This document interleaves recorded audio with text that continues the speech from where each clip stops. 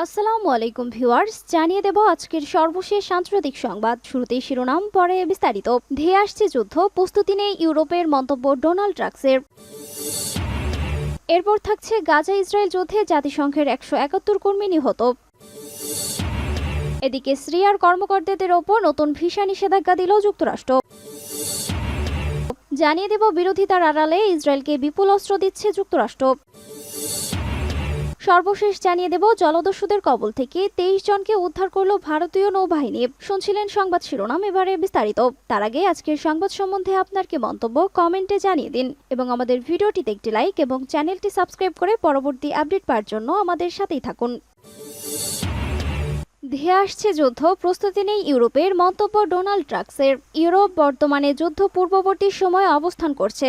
দিনকে দিন এই মহাদেশে যুদ্ধ ধেয়ে আসছে, তবে এই যুদ্ধ হুমকির মোকাবেলায় ইউরোপের কোনো প্রস্তুতি নেই। শুক্রবার বিভিন্ন ইউরোপীয় গণমাধ্যমকে দেয়া সাক্ষাৎকারে এসব কথা বলেছেন পোল্যান্ডের প্রধানমন্ত্রী ডোনাল্ড ট্রাম্প। তিনি এমন এক সময়ে এই সতর্কবার্তা দিলেন যখন ইউক্রেনের বিভিন্ন স্থাপনা লক্ষ্য করে ব্যাপক ড্রোন ও ক্ষেপণাস্ত্র হামলা চালিয়েছে রাশিয়া। ডোনাল্ড ট্রাম্প বলেন, আমি কাউকে ভয় দেখাতে চাই না, তবে যুদ্ধ এখন আর অতীতের কোনো বিষয় নয়, এটি এখন বাস্তব। বলতে গেলে এটি 2 বছর আগেই শুরু হয়েছে। ইউরোপ এখন যুদ্ধপূর্ব যুগে অবস্থান করছে, তবে আসন্ন এই হুমকির মোকাবেলার জন্য আমাদের আরও দীর্ঘ পথ যেতে হবে। তিনি বলেন, এই মুহূর্তে সবচেয়ে উদ্বেগের বিষয় হলো কোনো কিছু ঘটতে পারে। দ্বিতীয় বিশ্বযুদ্ধের পর ইউরোপ এমন পরিস্থিতির মুখোমুখি হয়নি।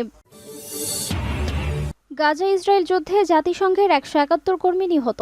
গাজা ইসরায়েলি যুদ্ধে এখনো পর্যন্ত জাতিসংঘ শরণার্থী সংস্থার 171 জন কর্মী নিহত হয়েছেন। সংস্থাটির প্রকাশিত প্রতিবেদনে বলা হয়েছে, গত বছরের 7 অক্টোবর থেকে চলতি বছরের 25 মার্চ পর্যন্ত গাজা উপত্যকায় চলমান ইসরায়েলি যুদ্ধের সময় জাতিসংঘের ত্রাণ ও শরণার্থী সংস্থার 171 জন কর্মী নিহত হয়েছে। এ সময় ইসরায়েলি বাহিনী গাজায় থাকা একাধিক ইউএনআরডব্লিউ এর সেবা দেওয়ার স্থানকে লক্ষ্যবস্তু করে হামলা করেছে।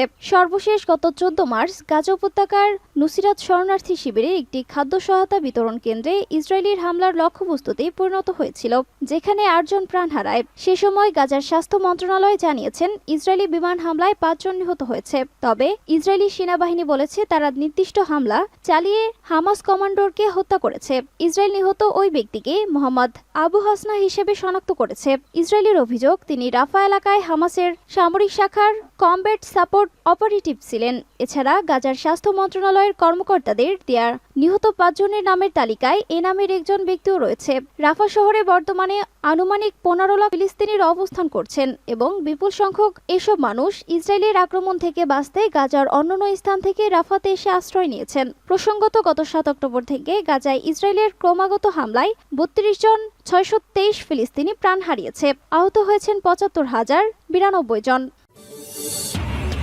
সিরিয়ার কর্মকর্তাদের ওপর নতুন ভিসা নিষেধাজ্ঞা দিল যুক্তরাষ্ট্র। সিরিয়ার বর্তমান ও সাবেক সরকারি কর্মকর্তা এবং অন্যান্য ব্যক্তিকে লক্ষ্য করে নতুন ভিসা নিষেধাজ্ঞা জারি করেছে যুক্তরাষ্ট্র। শুক্রবার সহিংসতা ও গুরুতর মানবাধিকার লঙ্ঘনের মাধ্যমে সিরিয়ার জনগণের দমনের জন্য দায়ী অথবা জড়িত থাকার অভিযোগে তাদের ওপর ভিসা নিষেধাজ্ঞা জারি করেছে দেশটি, খবর আনাদোলু এজেন্সির। এ বিষয়ে এক বিবৃতিতে যুক্তরাষ্ট্রের পররাষ্ট্র মন্ত্রণালয়ের মুখপাত্র ম্যাথিউ মিলার বলেছেন, মার্কিন পররাষ্ট্রমন্ত্রী অ্যান্টনি ব্লিংকেন 10 জন সরকারি কর্মকর্তা এবং তাদের পরিবারের সদস্যদের গুরুতর মানবাধিকার লঙ্ঘনে জড়িত থাকার কারণে ভিসা বিধিনিষেধ আরোপ করার পদক্ষেপ নিয়েছেন এবং আগে গত বছরের ডিসেম্বরে সিরিয়ার 11 সরকারি কর্মকর্তা এবং তাদের পরিবারের নিকটবর্তী সদস্যদের লক্ষ্য করে ভিসা নিষেধাজ্ঞা আরোপ করেছিল যুক্তরাষ্ট্র।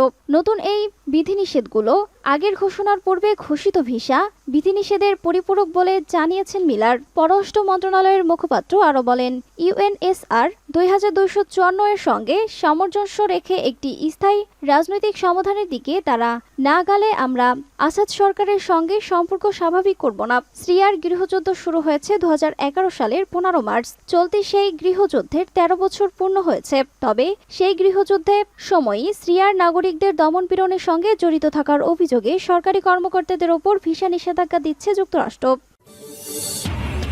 বিরোধিতার আড়ালে ইসরায়েলকে বিপুল অস্ত্র দিচ্ছে যুক্তরাষ্ট্র। ফিলিস্তিনের অবরুদ্ধ গাজা উপত্যকায় যুদ্ধ শুরুর পর থেকে ইসরায়েলকে অন্ধের মতো অস্ত্র ও সমর্থন দিয়ে আসছিল যুক্তরাষ্ট্র। তবে সম্প্রতি গাজায় ব্যাপক প্রাণহানি ও মানবিক সংকট এবং আসন্ন রাফা অভিযান ঘিরে বারবার উদ্বেগ জানায় ইসরায়েলের প্রধান মিত্র দেশটি। এমনকি জাতিসংঘের নিরাপত্তা পরিষদে গাজায় অবিলম্বে যুদ্ধবিরতির প্রস্তাব পাশ হলেও ভিটো দেয়নি আমেরিকা।